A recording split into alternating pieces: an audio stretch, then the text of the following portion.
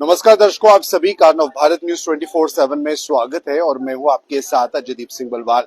दर्शकों, जम्मू के अंदर जो कलाकार है उनकी अपनी एक कहानी है। कलाकारों की बात करें तो कला से वो जाने जाते हैं और जम्मू के अंदर थिएटर आर्टिस्ट जो हैं उनकी क्या कुछ इस समय परिस्थितियां हैं उसके बारे में आपको रूबरू कराएंगे। हमारे साथ इस समय थिएटर जगत से जुड़े हुए सीनियर आर्टिस्ट मौजूद हैं, वीना जी और उनकी बहन, ये भी काफी अच्छे आर्टिस्ट है। जम्मू कश्मीर जो कि सांस्कृतिक लिहाज से बहुत महत्वपूर्ण है, यहाँ का जो डोगरा इतिहास है, कल्चर है, उसको कहीं ना कहीं थिएटर के माध्यम से भी कई बार जो है वो दर्शाया जाता है। लेकिन थिएटर आर्टिस्ट की जिंदगी कैसी है उसके बारे में बातचीत करेंगे। मैडम, आपका बहुत बहुत स्वागत है नवभारत में। क्या कहेंगी, थिएटर आर्टिस्ट आप हैं और कब आपने शुरुआत की और आज के दौर में आप थिएटर आर्टिस्ट को कहाँ देखती हैं? ये तो बहुत सारे क्वेश्चन आपने एक ही साथ पूछ लिए अजय जी। सबसे पहले मैं नवभारत का मैं थैंक यू करना चाहूंगी।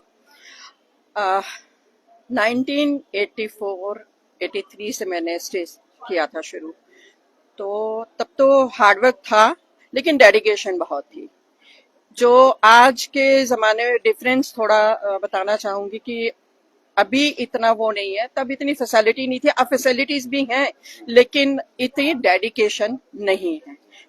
कुछ में है कुछ में नहीं है, तो ये मिला जुला एक वो है। हमारे टाइम में ये था कि 3 महीने रसलें चलती थी, पर बेसिक अगर देखा जाए तो आर्टिस्ट का जो इस लाइन में आना है, जो जड़ जो है वो थिएटर ही है। थिएटर से ही सीख के आदमी आगे पहुंच पाता है। तो जम्मू के अंदर आप थिएटर आर्टिस्ट की अगर बात करें तो लोग पैसा भी चाहिए घर परिवार चलाने के लिए। चंडीगढ़ में हम देखते हैं, दिल्ली में देखते हैं, बहुत अच्छे शोज लगते हैं थिएटर आर्टिस्ट के, नाटक होते हैं, प्लेज होते हैं। लेकिन जम्मू कहीं पीछे लगता है, ठंडक है यहाँ पर। थिएटर आर्टिस्ट के बीच में वो आग जो है वो अब दिखती नहीं है। क्या लगता है आपको? आ, आपने बोला चंडीगढ़ में, तो मैं दिल्ली में भी रही हूँ।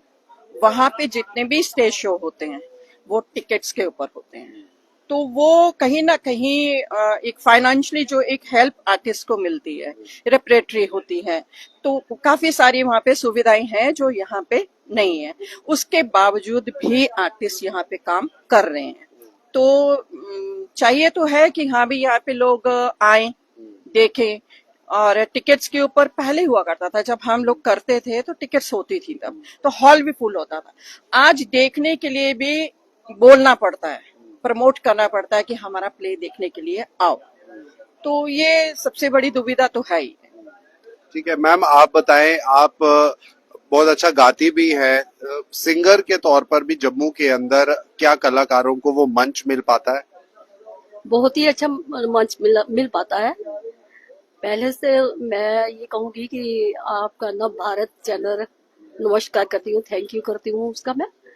और हम दोनों सिस्टर गाती है, पंजाबी डोगरी हिंदी में गाती है।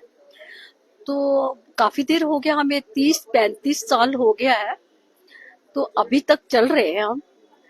तो डोगरा जो कल्चर है हमारा आगे बढ़ाना चाहिए हमको, तो यही मैं कहना चाहती हूँ। मैम, डोगरी की बात हमने की है। डोगरी के अंदर सिंगिंग में बहुत सारे आई एम श्योर वेरिएशंस होंगे। पाखें जो है वो पहले गाई जाती थी। अब के दौर में आपको लगता है कि नए जो लोग हैं, सिंगर्स हैं, वो इन चीजों की तरफ अट्रैक्ट हो रहे हैं जो डोगरा का कल्चर को रिप्रेजेंट करता है? डोगरा कुछ एक कलाकार हैं जिन्होंने अपनी जड़ों को मजबूत करके रखा हुआ है, जो पाखें भी गाते हैं, गेतड़ू भी गाते हैं। बट कुछ ऐसे लोग हैं जो डोगरी गाने जितने भी आ रहे हैं ना, उसमें पंजाबी मिक्स हो रही है। तो कहीं ना कहीं वो लगता है कि यार जो चीज आप पेश करना चाह रहे हो अपने कल्चर को लेके वही पेश करें। अदरवाइज या तो पंजाबी पूरा गाएं, या हिमाचली पूरा गाएं, या डोगरी पूरा गाएं। एक सवाल और है, दूरदर्शन सैटेलाइट चैनल को लेकर बहुत प्रोटेस्ट किया गया आर्टिस्ट द्वारा। इस चैनल की पर्पस क्या है, मांग क्या है, क्यों मांगा जा रहा है? क्या लगता है इससे क्या बड़ा बदलाव आ जाएगा कला क्षेत्र में जम्मू के अंदर? देखिए, जब ये दूरदर्शन था यहाँ पे, तो बहुत सारे, एक तो जितने भी आर्टिस्ट थे उनको फ्री रहने का कोई मौका ही नहीं मिलता था, बहुत सारा काम मिल रहा था।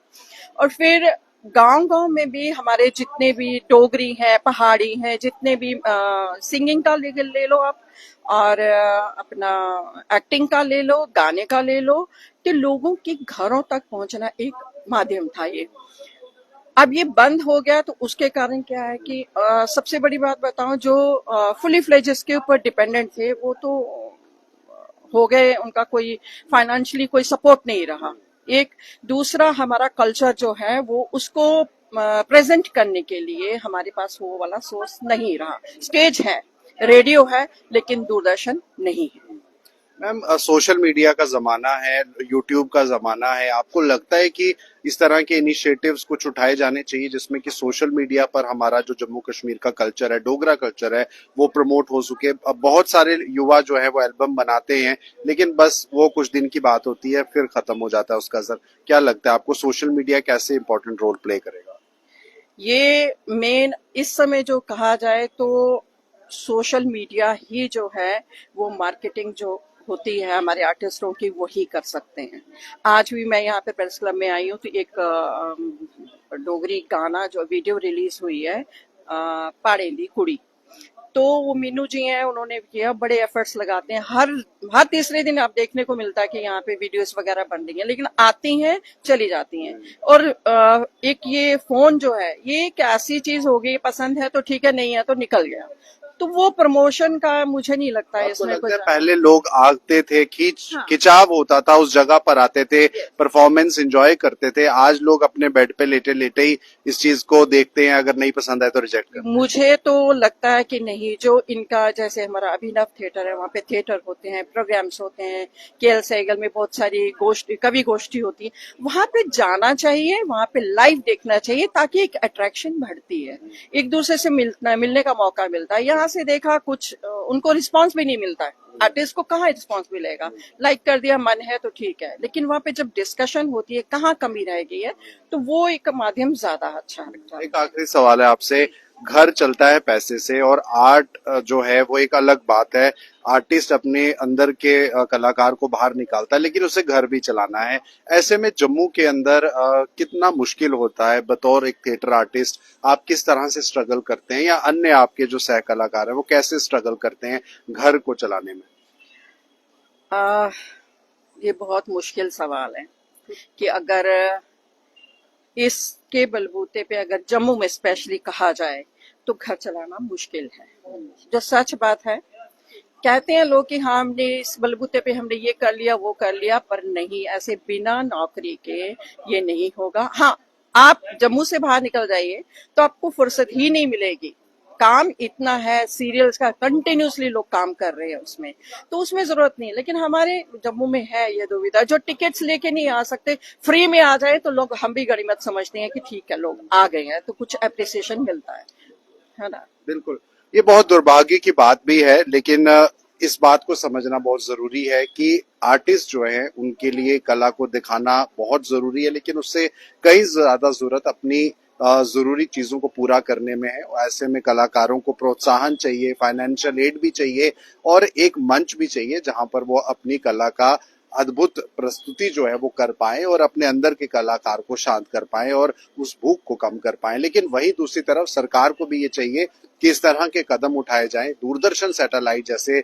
जो एक मांग है इन कलाकारों की उसको पूरा किया जाए, ताकि जम्मू के इतिहास, डोगरा कल्चर की विरासत को देश भर तक, दुनिया भर तक पहुंचाया जा सके और इन कलाकारों को भी कमाने का और अपनी कला को प्रस्तुत करने का एक मौका मिल सके। फिलहाल इस इंटरव्यू को लेकर आपकी क्या राय है, जरूर शेयर कीजिए। मुझे दीजिए इजाजत, नमस्कार।